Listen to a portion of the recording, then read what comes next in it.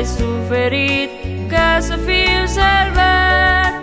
Ai fost îngropat, dar ai înviat, iar apoi la cer te-ai înălțat.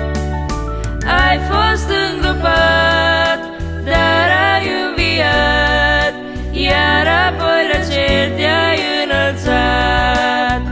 Îți mulțumesc, Iisus, îți mulțumesc nespus, căci eu prin tine purul voi trăi.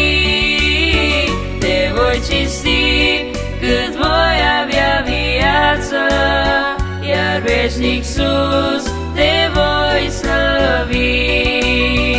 Îți mulțumesc, Iisus, îți mulțumesc nespus, căci eu prin tine purul voi trăi.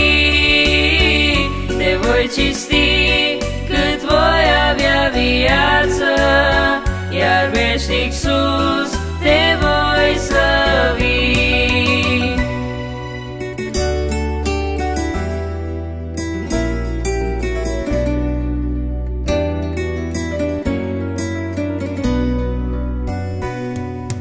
Pus ai fost între tâlhari, Domnul meu iubit, ca eu să primesc în dar loc în infinit. Te-au pus în rece mormânt, însă tu, Iisuse scump, înviat ai fost de Tatăl Sfânt. Te-au pus în rece mormânt, însă tu, Iisuse scump, înviat ai fost de Tatăl Sfânt. Îți mulțumesc, Iisus, îți mulțumesc nespus, căci eu prin tine purul voi trăi. Te voi cinsti cât voi avea viață, iar veșnic sus te voi slăvi. Îți mulțumesc, Iisus, îți mulțumesc nespus, căci eu prin tine purul voi trăi. Te voi cinsti cât voi avea viață, iar veșnic sus te voi slăvi.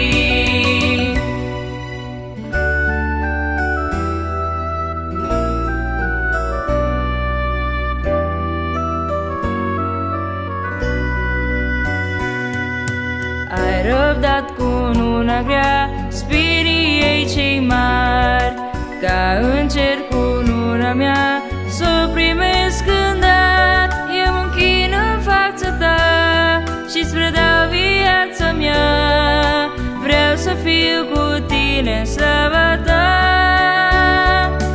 Eu mă închin în fața ta și-ți predau viața mea, vreau să fiu cu tine în slava ta. Îți mulțumesc, Iisus, îți mulțumesc nespus, căci eu prin tine purul voi trăi. Te voi cinsti cât voi avea viață, iar veșnic sus te voi slăvi. Îți mulțumesc, Iisus, îți mulțumesc nespus, căci eu prin tine purul voi trăi. Te voi cinsti cât voi avea viață, iar veșnic sus